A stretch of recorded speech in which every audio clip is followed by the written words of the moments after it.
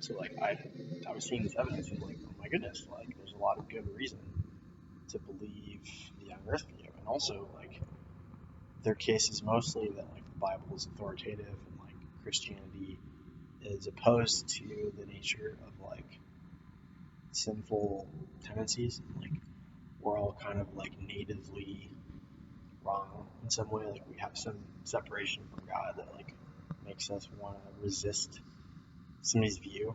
Which like just the fact that you don't like something or you resist something is not a strong enough case that it's right. Like I don't want to eat like Kool-Aid just because I don't like it doesn't mean the Kool-Aid's the right thing to drink. Like so that's kind of a fallacy that I didn't see at the time. But um, there's a lot of people that hate Christians for stupid reasons just because they're Christian or whatever. They just got a chip on their shoulder and they want to just hate somebody. That's not cool. Um, like Christians want to like believe things like really seriously. Like a lot of Christians do. They want to take things really, really to the T. So they like want to believe that like every word of the Bible is true. Like they're very worried if God's word is like not authoritative. And, um, so there's kind of that moral argument that like of course it would make sense that non-Christians would warp the evidence against a biblical narrative because there was some like moral opposition to God and anything that like he says. So like of course every word of the Bible is going to appear wrong to somebody who is not on God's team, which really is um, in a broader view, like from my perspective now, like um, it's kind of a tribalist way of looking at something, and it's not really granting um, like a universality of um,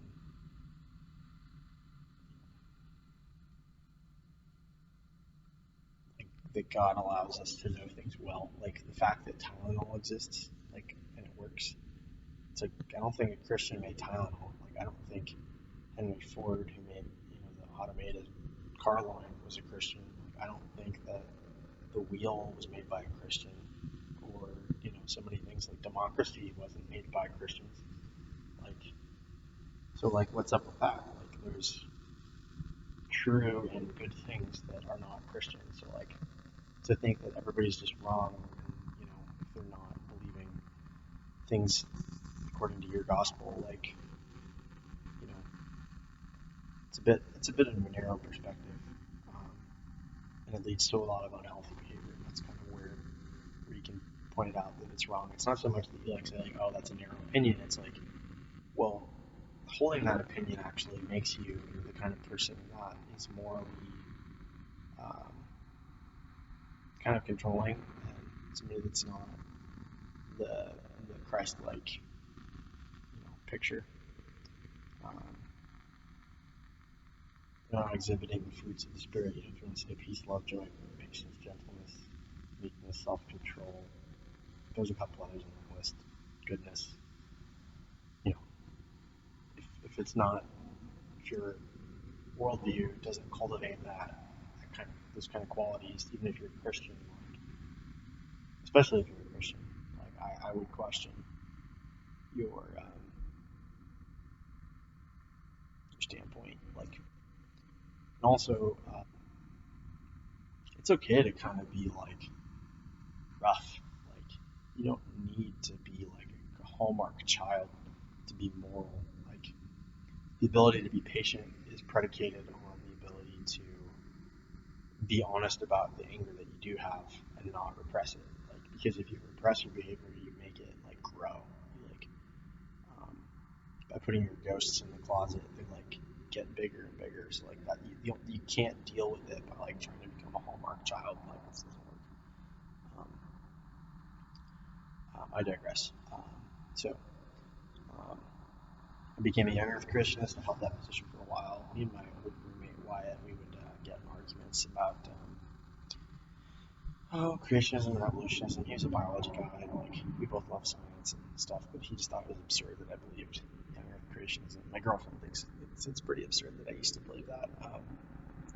I don't think it was that absurd. It was well thought out. I think a lot of people that are, not a young Earth creationist are very quick to judge somebody's viewpoint, and they're not really looking at it objectively. They're looking at it from a tribalist, attitude. They're like, oh, well, you're not believing science, so I'm gonna just like rat on you and like not like you and treat you poorly, like think you're stupid and stuff. Like that's really not a compassionate way of understanding. Like it's just as bad as being a dogmatic Christian. It's just the same thing, you know. So as time went along, I kind of realized that my Christianity was like changing. Like I was reading some C.S. Lewis, like in my sophomore junior year of college, and I read his essay on it must have been transposition or something. It's in the Weight of Glory essays. It might have been a Weight of Glory itself, or maybe it was Learning in Wartime, or something about myth. I can't quite remember it, but anyway, he was talking about how myths are really important to us, like how stories are really important. And like, I think he was even touching on the young Earth creationism debate of like, I like evolution. It's the story of God, and like that's a valid thing. And it made me feel like, oh, he was this really like well-known, like well-respected Christian guy who is an evolutionist. Like I kind of want to like explore that world again and miss having that like love of dinosaurs, like love of deep time, and like love of like the history of life.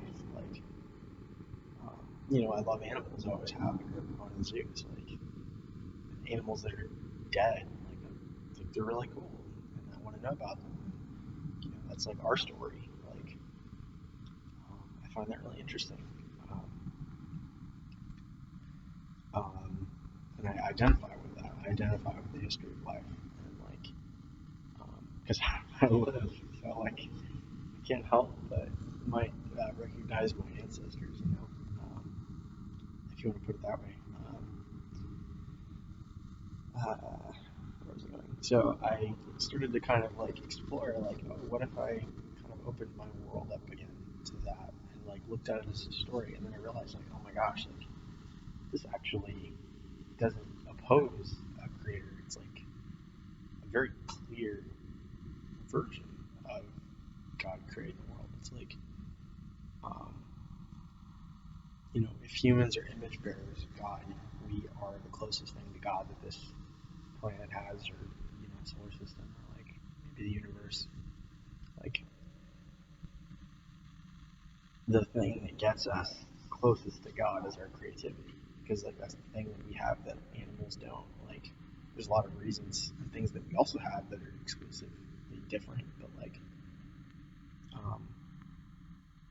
there's some birds like crows. They're excellent tool makers, and they play, and they have names for each other, and they like can communicate, and they have long-term bonds, and like whales have an immensely complex communication that we don't even understand yet, and like there's evidence that orcas have cultural learning, and that like they can communicate lessons to each other via their sounds. So like dolphins can plan ahead of time. Like octopuses don't have culture because they die. The mother dies taking care of the young, the nest of eggs. But like they are insanely intelligent for like one generation of knowledge. Like so, like there are plenty of animals that have characteristics that are close to the degree that we have, but like the defining feature that we have that's different is like creativity. And so if that's the closest thing to like the creator that we have,